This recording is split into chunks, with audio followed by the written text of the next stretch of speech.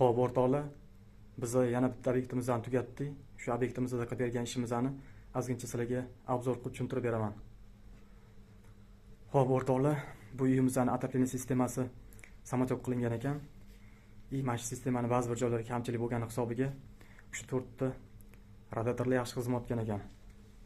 O'sha xizmat etgan radiatorlarni yaxshi qizdirish uchun kachovning podachasiga mana shu sirkulyatsion nasos qo'yib berdik. Endi xudo xolasa o'sha xizmat etgan batareyalar yaxshi qiziydigan bo'ladi. Mana shunaqa akkuratni cho'g'ala qilib podachaga nasos qo'yib berdik. Xo'p, o'rtoqlar, undan tashqari mana bu titan qo'yilgan. Mana shu titandan 20 metr uzoq masofada sanuzul joylashgan. O'sha sanuzuldagi rakovina smestitelini ochganda issiq suv где-то 2 minutlarda tushayotgan ekan.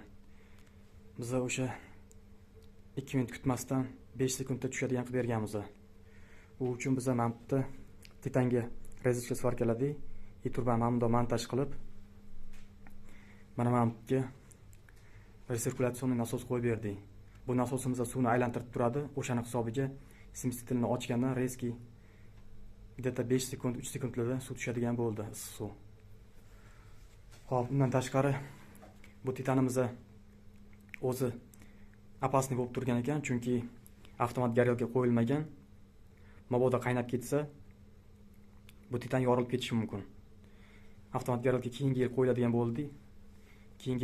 bo'ldi. Hozircha qaynab yorilib ketmasligi uchun titan mana bunga zirvnoy klapan qo'yib qo'ydik. Endi mabodo qaynab ketadigan bo'lsa ham zirvnoy klapan issiqni zbros beradi, titan yorilmaydi. Bezopasniy bo'ldi. Xudo xolasa keyingi yil avtomat garelga ham qo'yib yuboramiz bu yerga. Xo'p, undan tashqari bu uyimizni bitta joyda radiator qo'ydik. Ba'zi bir joylarda peredlovka ishlarini qildik. Ularni obzor ko'rsatib o'tirmayman, chunki ancha vaqt ketib qoladi. Xo'p, o'rtoqlar, mana shunaqa ishlar qildik. Bu yerda kran, filtr, nasos, обратный klapan va kran qo'ydik.